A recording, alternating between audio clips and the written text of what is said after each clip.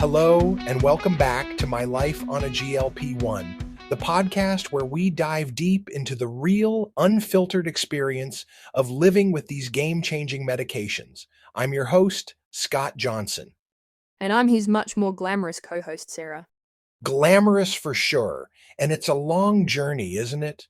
I'm hitting my 3-year mark on this medication with almost 2 of those years on a maintenance dose. It's a whole different world from those first few months. Wow. 3 years. You were an early adopter. There are not many of us out there that have reached that 3-year mark. We all know you have unique stories to share with us, but you truly have the lived experiences that will be helpful to share with all of us. So, that's what we're diving into today. Not the initial shock to the system, but the weird, persistent side effects that become your new normal after the years, not just the weeks. Right. The stuff that makes you go, is this normal? So buckle up, because it's about to get weird. All right, let's start with an old friend, or maybe an unwanted roommate. Fatigue. I get asked all the time, when does the fatigue end? Well, for me, it's not the overwhelming exhaustion of the first few weeks, but this lingering low-grade tiredness that I still experience, usually the day after injection. Oh, the I could nap at any moment feeling. Yeah, I know that one well. It's like my body's energy budget got slashed.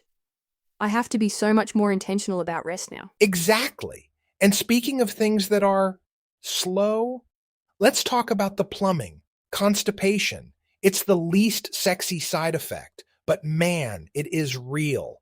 You know me, I love talking about poop. So real, even for me, and I have been on this for almost 2 years, I still think about poop daily. Tell me you are on a GLP-1 med without telling me you're on a GLP-1 med, right?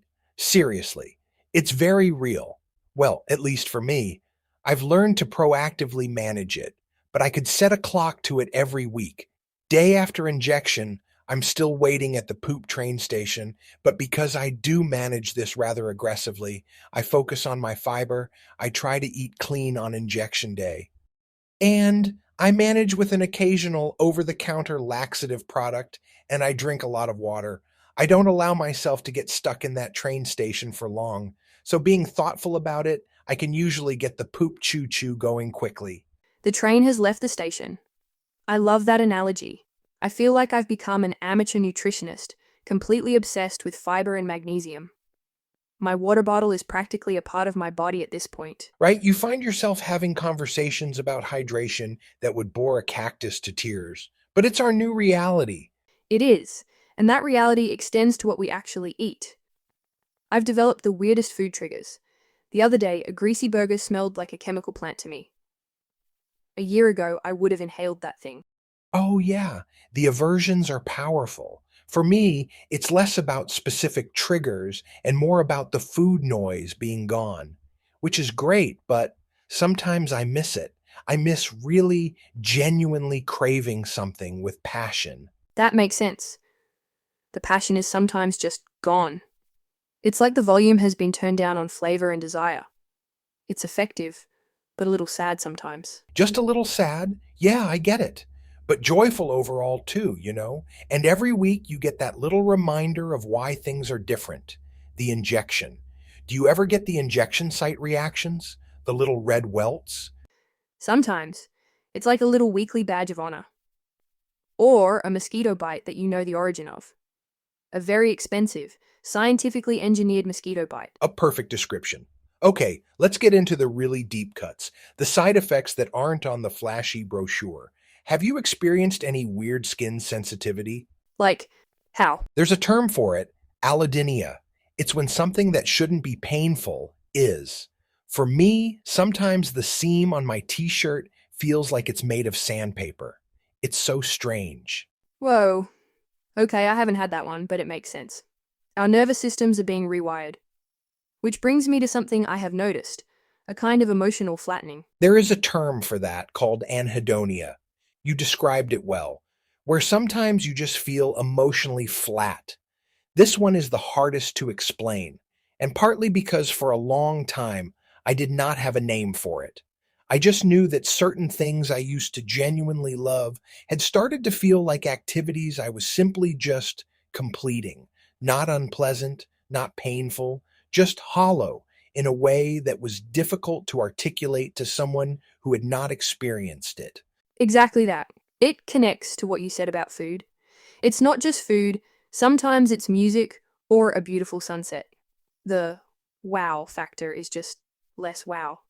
It's a subtle but definite shift. I've felt that too. It's something people don't talk about nearly enough. It's not depression, it's just muted. It's like my whole reward system has been recalibrated. I used to get a real jolt of excitement from discovering new music or planning a trip. Now, I recognize it as a pleasant experience, but the emotional high is gone. It makes it harder to motivate myself to do things that used to bring me joy. It is. And that muted feeling absolutely extends to social situations, especially involving alcohol. I used to love a nice glass of red wine with dinner. Now, the thought of it makes me feel vaguely ill. Right there with you. One beer makes me feel like I've had three, and not in a fun way. I just feel sluggish and bloated. My desire for it has completely evaporated. Yeah, evaporated is the right word. And it changes how you socialize, doesn't it? So much of adult social life revolves around having a drink. Completely. And it's not just alcohol. I've noticed other compulsions have vanished. I was a chronic online shopper. The thrill of the add to cart button? Gone. I'll browse, recognize I need something, and then just close the tab. My credit card bill is healthier, but it's another sign of that muted reward system. It really does. I've become the king of sparkling water with a lime. It's not a bad thing necessarily. My wallet and my liver are probably thrilled, but it's another one of those unexpected fundamental shifts in your life. It's also changed how I approach things like dinner parties.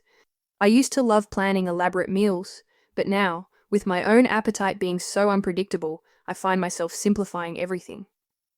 I'm more focused on the company than the food, which is a nice silver lining, but it's a definite change in my social identity as the hostess with the mostest. And that's really the theme, isn't it? This journey is full of unexpected shifts, big and small, from fatigue to food to our very sense of touch and pleasure. hmm It's such a personal experience, and what's true for us might be completely different for someone else. That's what makes these conversations so important. Absolutely. We'd love to hear from you, our listeners. What are the weirdest long-term side effects you've noticed? You can find us on all the socials. Please share. We want to know we're not alone in our sandpaper t-shirt struggles. I am super thankful for today's episode and you sharing your experiences 3 years in. I hear from so many wondering when the side effects stop. I also want to mention, every person is unique in their experiences and some people don't really experience any. If that is you, I am a little jealous. Tell us, Scott, after 3 years, is it still worth it? The honest version of this experience sounds something like, yes, there are still side effects. Yes, some days are genuinely annoying. And also, my life is measurably better than it was 3 years ago in ways I could not have predicted.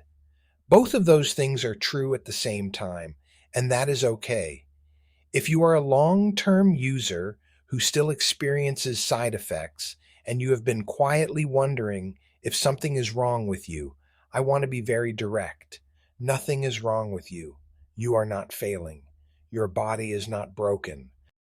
The side effects I still experience after 3 years are all manageable. None of them have made me want to stop the medication, but they are part of the real lived experience of long-term GLP-1 treatment, and they are part of the story that deserves to be told. That is why we are here, why I document them on my website at mylifeonglp1.com and published my book, available on Amazon. So on behalf of Sarah, I'm Scott Johnson, reminding you that whether you are just a few weeks in or multiple years, to always love your journey